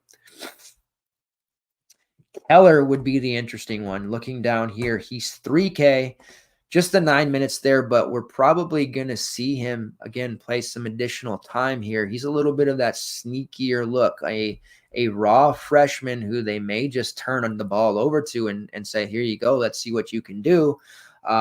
Doubt he would be in the starting 5, but if he is, it's 3K. And even if he doesn't start and we think we can get 15-ish minutes out of him, it's just going to open up so much in the rest of our lineup. So those are the different options to really consider there. Kion Williams is 4.8 if he gets to start, and he was starting early in the season, but trust me when I tell you, he is very, very porous. There's a reason he got benched, and I think Boynton is not really wanting to go back to him, so we'll see how that shakes out there. But 4.8 as a starter, I suppose he can be in consideration, but if you've watched any Oklahoma State games this year, it's not been pretty. All right, Texas versus TCU. TCU 4.5-point favorites, total just a tick under 150. Usually when Texas is on the slate, we want to talk about my man Dylan Dessou, who behind me with the Dessou jersey there, always got it hanging. He would be my favorite. He's priced at 7.5. Fouls on the road, I'd be worried. Now, he had a pretty nice game. Like the game against Houston, that was a fun one. That had the tournament feel to it. And Dessou, 14-6, ended up fouling out there in 37 minutes, 28 fantasy points. Would have liked more, but we know what he can give us. The best player on the team. He is essentially matchup proof. Foul is really the only thing that can derail him, and on the road here against TCU. It's not the greatest environment by any means, but I always love to consider him. We do have some value here in Kendall Weaver, whose minutes have been trending up. He's 4.4, 19 plus minutes in 4 straight games. He has put up 20 plus fantasy points in 2 of those last 3. Now, Kendall Weaver isn't some random dude off the street, walk-on type of player. He was a freshman of the year in the WAC last year for UT Arlington. So this is a guy who can absolutely play well. He's developing. He's getting more comfortable, and they're giving him minutes. Ethiel Horton has just been I feel like Horton is at this point hiding the extent of an injury that he suffered earlier that they never talk about, because he's not possibly this bad. He can't be healthy though. So we're starting to see more minutes for Weaver over Horton. Tyrese Hunter offensively has been so limited, so they need something out of Weaver, and he's getting more minutes and giving them that time. So I think Weaver is a nice look here at 4.4, and it wouldn't surprise me if we see him continue to play 25, 26 something minutes like that, or perhaps we even see him, get into and stay in the starting lineup over Horton sooner rather than later. Caden Shedrick and Brock Cunningham, the other 2 bench pieces, very hard to predict. If there's going to be foul trouble for Mitchell or Dessou, then we would probably see Caden Shedrick, but he has had a hard time staying on the floor. And then you have Mad Max Asmus, Oral Roberts, legend a couple of years ago, high usage scoring machine. He's priced fairly at 7.6. There's upside there because he's playing the entire game, chucking all the shots. So I don't hate that spot for him against TCU either. On the TCU side, Emmanuel Miller has been Mr. Consistency, rough outing against Texas Tech, but before that, he very rarely, misses value or doesn't put up a respectable score. It's maybe more of an accurate assertion there. He's only 7.3 against this Texas team. I do like Emmanuel Miller when it comes to them. They have changed up their starting 5, and Miller's been the one constant in that group. And somebody who has solid enough rates to definitely look at against Texas. 24.4% shot rate, shooting 38% from long range, which is actually one of the better marks on the team, even more so than half the guards around him. Has an offensive rebounding rate of 8.2% and drawing almost 5 fouls per 40. You have Jameer Nelson, one of the best steal rates in the country, really good scorer over the last couple of years. But that was at the Delaware level. The non-con for Jameer Nelson, fantastic. In-conference play, not so much. They've been running with him off the bench. They did move Jacoby Coles and Nelson to the bench in favor of Trevion Tennyson and Avery Anderson. Now they run him, or those two, with Micah Peavy, Emmanuel Miller, and Ernest Uday, Xavier Cork, Chuck O'Bannon, Jacoby Coles, and Jameer Nelson off the bench. So they're about 9 deep. And they all play pretty consistent 20-ish minutes. And then you've got Miller, Peavy, and Tennyson playing over 30. I don't have anyone on the TCU side that I feel is an absolute must. Tennyson at 6'2". Every time I write him off, he's playing well. He has been way better than I ever would have expected. Now, you might remember him from Texas A&M Corpus Christi last year, as a play-in, and he played pretty well late in the season for them. But to adjust from that level to the Big 12 has been nothing short of amazing. He's shooting 49% in conference from long range, top 10 in true shooting and effective field goal percentage, top 10 in offensive rating, top 5 in three-point percentage. So Tennyson, give him his flowers. He has been absolutely phenomenal. I still have a really hard time considering 6'2" for him, but he has continued to produce at a high level throughout the Oklahoma State game, in which he was just awful. He's been one of the most consistent players on the team, not named Emmanuel Miller.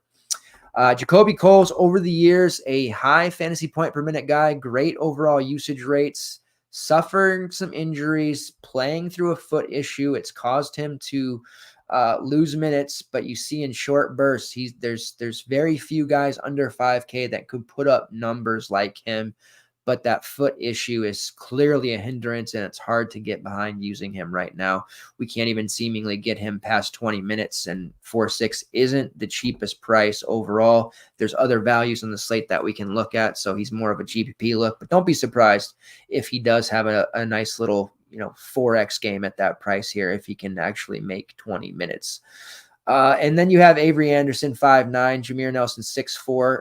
Even though Nelson doesn't start, Anderson does, their minutes are pretty much interchangeable. We'll see Nelson one game play 18, Anderson play 30, and then they'll swap the next. So without Nelson starting, I don't think we can pay that 6'4" price for him. Knowing Avery Anderson is, having to look over his shoulder, can't really use him either. Micah Peavy at 6'8". Don't love that price for him. He did put up 33 against Texas Tech, and he's been consistent. FanDuel had him at min price last time out. Great job, FanDuel. I don't know if they fixed that or not, but at 6'8", he's just kind of a middling play overall. All right, next game on the slate, Clemson versus Virginia. This is a 4.5-point spread in favor of Clemson, total of 127.5. We've given up on the DVP spot against Virginia. You have my guy, PJ Hall, 8.8K. It's a good price for him anytime he's under 9K. We know what he can do. He's basically matchup proof, but do we really want to target against Virginia all that much? Not really at this stage. The values that we've had in RJ Godfrey and Jack Clark, guys like that, their minutes are basically cannibalized by each other, so it's hard to use either of them. We did see 33 minutes from Chauncey Wiggins against Louisville. He put up a big number there. If he's going to be back up over 20 minutes, he's at least somewhat interesting, but this matchup against Virginia just absolutely stinks for everyone involved. Ian Schiffelin at 6'9", he has really settled into that Robin role that Hunter Tyson manned next to PJ Hall last year. It's a very lucrative and productive spot to be in, but this Virginia matchup, again, is just not ideal for anyone. If it gets ugly, that does favor Schiffelin, but he's not exactly cheap at 6'9". Virginia side, Ryan Dunn was horrible in that last game against Notre Dame, 11 points. I like him actually against Clemson to bounce back a little bit. And all the Virginia guys on this slate and in this matchup, I do like him best, and I think he has a nice outing against Clemson. Other than that, I'm not looking to utilize too many players in this game. Reese Beekman is priced a little high for me, considering I love the matchups for others. However, Beek has scored 33+ in 5 straight games, and he is really racking up steals at an absolute alarming rate that I can't possibly envision continuing, but it has. His assist rate has just gone kaboom as well in ACC play, and he's scoring at a high level as well. 21 real against Notre Dame. Beek is one of those guys who has fantastic, borderline elite, spectacular peripherals. When he scores big time like that, that's when he takes on a whole nother level and puts up these semi-slate breaking scores. So he's fine there if you want to use him, but there is an opportunity cost. I think we can do a little bit better, but it's hard to ignore what he's been doing in conference play. As far as value options go, we don't have Jordan Minor on the table anymore. He's at almost 6K. Can't get there. Isaac McNeely, about 6K. He's just a shooter. If he's not knocking down 5+ threes, he's just not going to make value at that price. Andrew Rohde has been playing big minutes, but it seems like they're starting to yank those back a little bit because of how ineffective he's been. You do have Dante Harris at 3.7, but he's not playing big minutes. So there's really nobody on this Virginia team outside of Dunn and Beekman that you have to have, and they're both priced either accordingly or a little bit too high for what I'd want to pay. All right, next game, Missouri versus Vanderbilt. Missouri 1-point favorites, total of 140. Now, I haven't bet Vanderbilt a single time this year and very rarely bet Missouri, but on the road against Vandy, 1-point spread, I think we got to bet Vandy. This Missouri team is really bad, considering how good Coach Gates had Missouri running last year and winning a game in the tournament and running into a buzzsaw in the second round. They're 8-13 in SEC play. They have been atrocious. They are just, I don't know if they're going to get a win here. They need to figure it out and turn it around here. Got to win this game against Vanderbilt. Ken Pom has a 71-69. If they don't win this game against Vandy, Texas A&M, Mississippi State, Ole Miss, Tennessee over the next 4, and then they close with Arkansas, Florida, Ole Miss, Auburn, and LSU. Not too many winnable games on there. Maybe that Arkansas game, which is a road game, or they have to win this Vanderbilt game, which is also a road game. This Missouri team is just terrible, Charles. I worry for them because I like Coach Gates a lot. It's hard not to. He's one of the good guys, but man, this team just is not. They don't got it going on. Tamar Bates does got it going on. He has emerged as the best player from Missouri. 29 real points, 45 against Arkansas. All that's done is caused his price to balloon up to 8K. Now, considering the fact that we've been using Tamar at 5.9 and 5.7 in some of these prices, it's going to be really difficult to get to 8K because you got to look at it. Kel Ware at 8.2 in nut spot. We've been used to paying around that price for him, or Tamar Bates at 8K in a Vanderbilt matchup. That's great, but Jesus, are we paying 8K for Tamar Bates over 8.2 Kel Ware? That's pretty tough. Now, he's going to have to play every single minute. He's clearly taking every shot at this point. Noah Carter is all but dead, and they don't have a lot of offensive options to look to here. But, man, 8K, he coasts into 24, 26. Like, it just doesn't feel like the best situation. But he is the best player on the team right now, no doubt about it, the way he's playing. Get him some help. Go to the portal this year and get him some help, Coach Gates. Sean East is cheaper at 7.4. He's actually not that bad at that price. I actually like him quite a bit GPP-wise against this Vanderbilt team that I have no confidence in whatsoever. I mentioned Noah Carter. He's all but dead. That price continues to drop. Once it gets below 6K, we'll talk about maybe rostering him. Now, we do have some value options here. We've had Corello Martin, who's priced there at 4.6. He did miss their last game dealing with what they're calling a foot contusion. We'll see what happens. Officially listed as questionable. There is a guy playing about 30-ish minutes, though, when he is in. And then we also have their backup point guard, Anthony Robinson, who missed some time for a personal matter, but he did play against Arkansas, and he played 20 minutes and had a pretty nice game, 10 points, 3 steals. At 4.3, depending on the injury situations with Corello Martin, perhaps Pierce. We know Tanya is out for the year. There's minutes available here and behind East and Bates. Robinson, the youngster, needs to absorb those. I actually do have some interest there at 4.3, depending on what happens with Corello Martin and what their starting 5 ends up being. We do have also at 3.7 Jordan Butler, who did start but only played 12 minutes. He did have 8 fantasy points there. Liked him a hell of a lot better at 3.1 than I do 3.7. The difference is minuscule, I know, but even that 600 That's just the difference between, punting at near min price and getting a 7 and paying almost 4K and getting a 7. There's a little bit of hurt there that happens. They did run a pretty deep bench with Kurt Lewis and Aiden Shaw playing over 12 minutes. Connor Vanover, still alive, played almost 20 minutes. And then Maybar Majak played about 8 to 9 minutes off the bench there. Carter just 16 minutes and still maintains a starter. I don't know if he's going to start for much longer unless he can seriously get this turned around. But as it stands right now, they just don't have a lot of other options to turn to. So expect Bates and East to play most of the game, and they're going to continue to rotate by the hot hand. But I do think Anthony Robinson could be in line for a big 25-ish, 26-minute type of game, because looking at the rest of their roster and who's available, without Corello Martin, they just don't have anyone to turn to. So Anthony Robinson is my sneak value pick. And if Jordan Butler continues to start, I'll throw him in still at 3.7, even though I don't particularly love it. On the Vanderbilt side, you have the appropriately priced Tyron Lawrence at 7.3 as the best, highest usage guy on the team.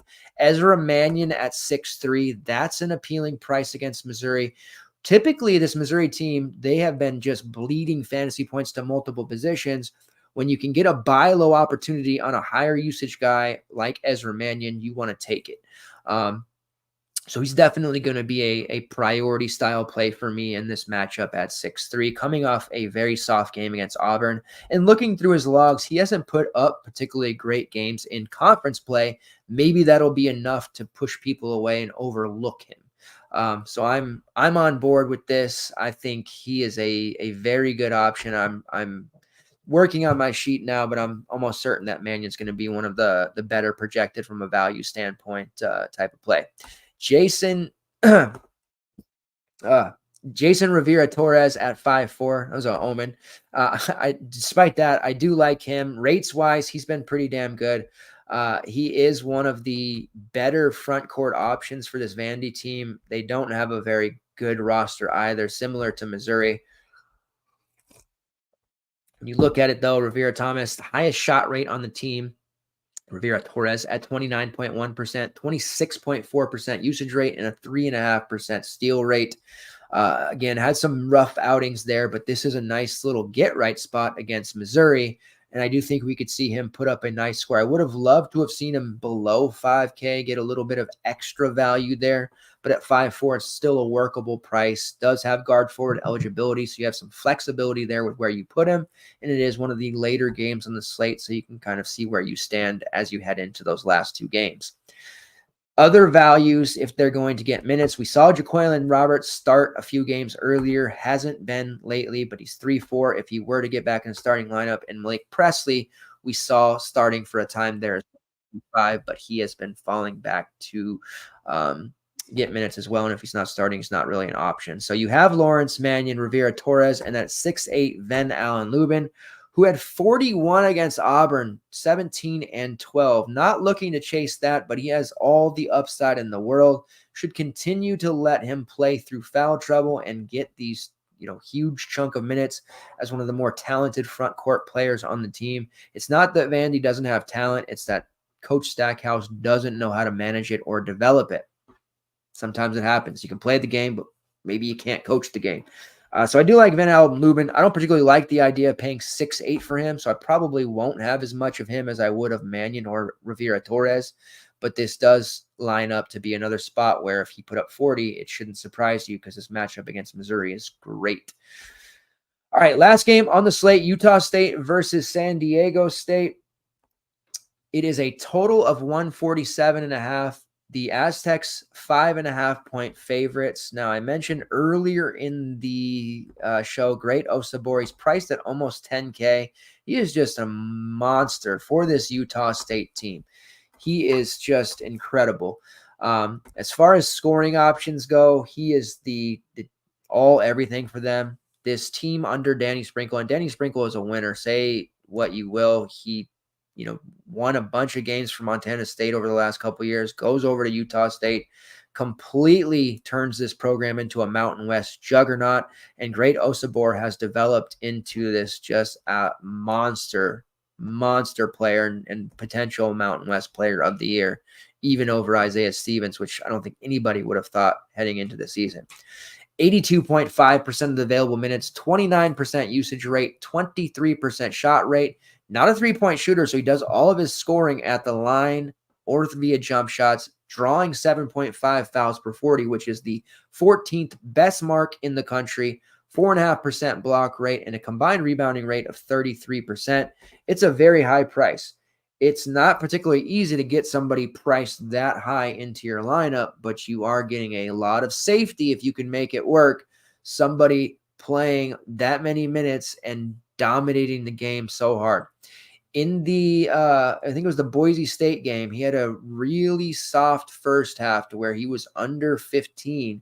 He ended with 41 in that second half, just explosion. Granted, they got an extra period or two. Great Osobor, guard forward eligibility, top pay up if you can get there. Not a priority because San Diego State matchup. It's not particularly great by any means, but he's got to be considered a matchup proof option. Darius Brown at 7.5 is very good next to Osobor. All the defensive attention that he commands allows other guys like the freshman Mason Falsev or the timeless one Ian Martinez and Darius Brown to get some additional shots and do some things, get forgotten about, passed out of double teams and hit shots. Martinez has especially gotten good at that. He's shooting 44% from long range. Darius Brown playing 88.7% of the minutes, which is 35th most in the country, has the top 60 assist rate at 30.5%. Very good overall play. This is going to be a war. This game between Utah State and San Diego State, we're looking at a possible preview, and multiple of these Mountain West teams will go to the tournament, but perhaps a Mountain West final between these two in the future. So I like Brown at 7.5. He's not it's one of those plays like you don't start there, but say you're like within that range on your last minute and you fall into Darius Brown, like you're happy to roster a guy like that if that's what it happens.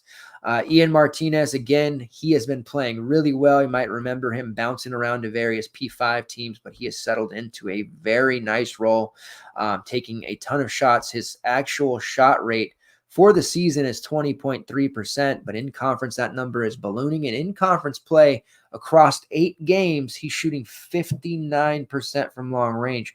That's the number one mark in the Mountain West, number one true shooting percentage, number one effective field goal percentage, and number 2 offensive rating in the very talented and deep Mountain West Conference. You might remember Ian Martinez, Utah, Maryland, bench player, just, getting by.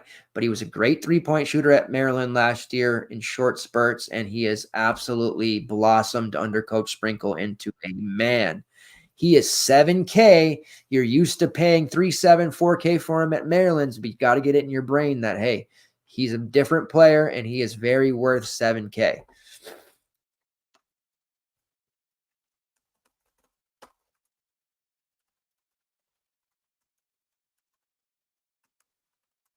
All right. And then the freshman, Falsev at 6'3". Now, he's fallen off a little bit, but he definitely has upside. So I like him for GBP, especially getting a little bit of a depressed price there. Somebody in a close game like this that we can count on seeing 30-plus minutes. And then you do have a little bit of a value option at 5K, Josh Udoji. Not great in their last game, but it was a blowout. But you notice his minutes are solidified, and he's a very good overall shooter. He gets a ton on the offensive end because of great Osobor. 18 real points against Boise State, 12 against Fresno, 13 against New Mexico. He has scored 20-plus fantasy points in 3 of his last 4, only 5K. You want exposure to this game, can't break the bank for great Osobor. Josh Udoji at 5K is where you want to look. All right, going to San Diego State, Jadon Lede, 8.5K. Hasn't really warranted this price, but he is a threat also to win the Mountain West Player of the Year. And I think as we get closer to March, he's going to turn it on quite a bit. And you're talking about a big man who has been able to control his fouls this year and is playing huge minutes, 36, 37, 38, like getting a player of his caliber in the front court, that physicality, rebounding extraordinaire, those kind of minutes, you can't rule him out. Haven't been able to roster him as much lately because of his high price, but this is an excellent hammer type play if you're able to go there, like bringing it home in the GPP or the Q. Jadon Lede is an absolute excellent option to do so with. 6th on the Ken Pom Player of the Year rankings. He is got a 26.6% shot rate, 29% usage rate, drawing 7.2 fouls per 40, 17th best mark. So look out there because there's going to be some fireworks. Somebody's going to get somebody into foul trouble between Great Osabar and Jadon Lede when those two teams are going up against each other. This is one you're going to want to tune into. If you haven't seen either team play this year or you haven't been watching much Mountain West, this is a game you want to get acclimated with. Outside of Jadon Lede, the other options to look at and what they typically use as their starting 5, Lamont Butler, who was a hero last year in the tournament, Reese Waters, transferred in from USC, Micah Parrish, and Elijah Saunders. They use Miles Bird, Miles Heide, and Darian Trammell off the bench, and then Jay Powell, who is kind of the enforcer, transferred in from Campbell, just a physical guy who uses fouls, gets rebounds, blocks shots, that kind of thing, not a real big DFS option. Darian Trammell, who was a big part of their team last year, hasn't been able to kick it into gear this year as a bench piece, wasn't particularly healthy, playing sick. So he's really kind of not the same level of scorer that he was, but he's only 5K, and I always feel like he'll wake up. So I take great care to roster Trammell in an alt lineup somewhere because I know that his capabilities of being a big-time scoring machine are still there from last year, and he's going to have an eruption game at some point. And he's still playing a fair amount of minutes off the bench. He's going to wake up eventually. He's got to. And if ever there's a time to do it, it's now. You do have Reese Waters at 5'6". He would be the probably most realistic main team option, not named Jadon Lede.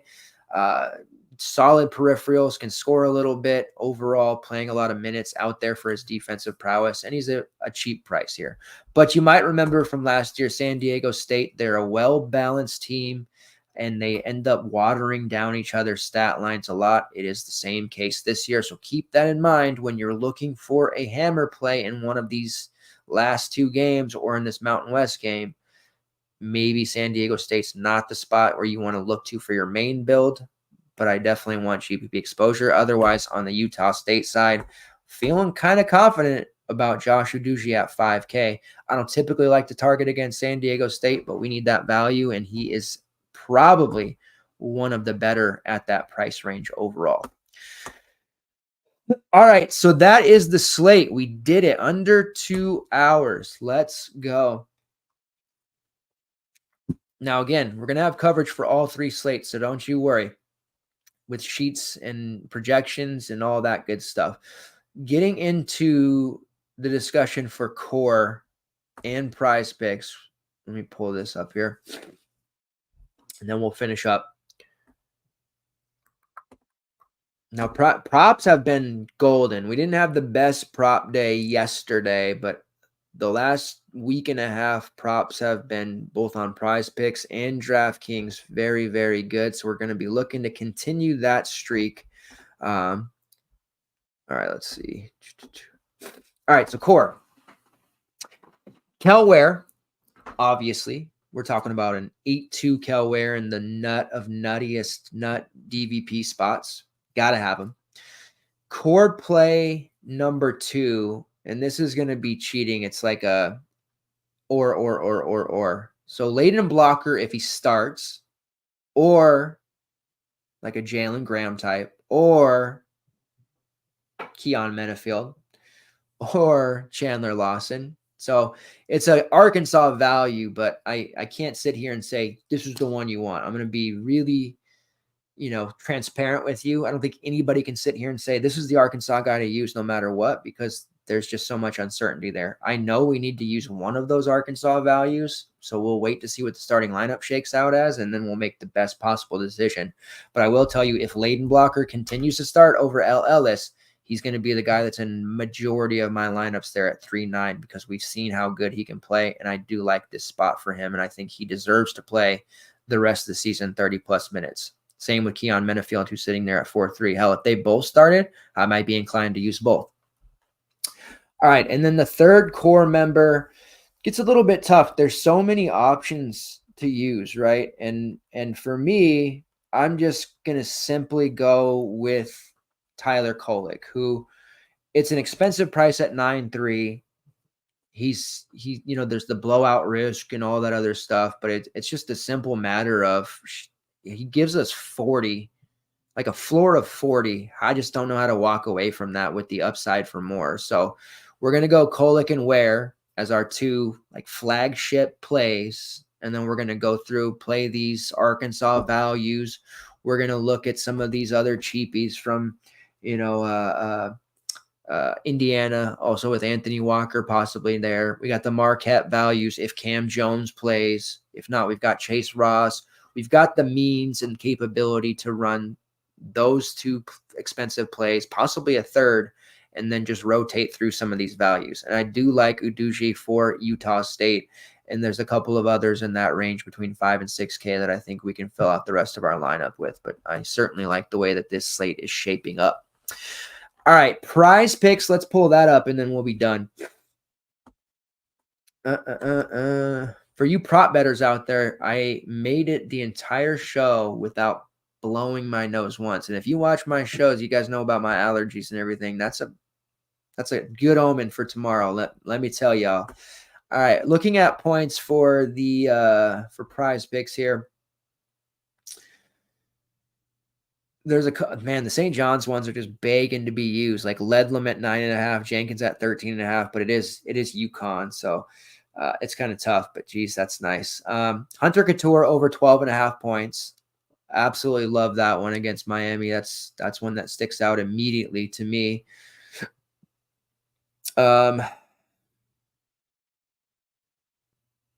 I know he hasn't been scoring, but Michi Johnson's got to wake up. 12.5 points there. That's a prop that I'm continually hitting just out of pure stubbornness. Let's see here. This is kind of high.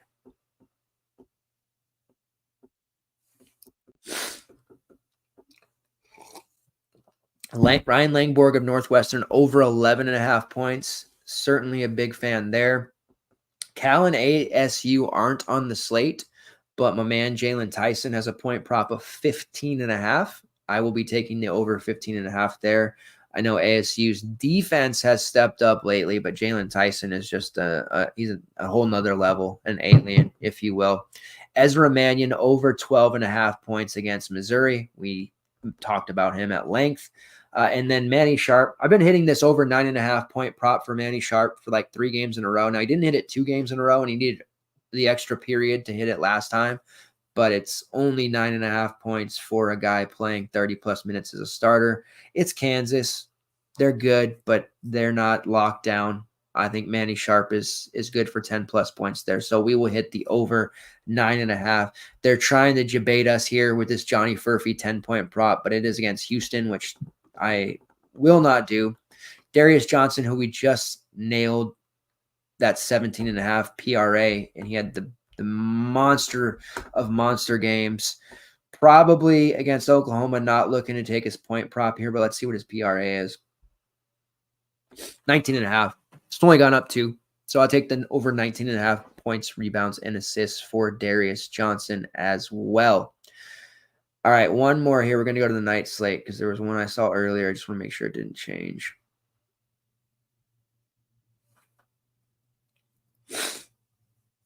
You guys are gonna roll your eyes, but I can't quit them. You already know who it is. They're playing BYU tomorrow, by the way. We're talking about West Virginia. You may have heard of this cat Ray Battle.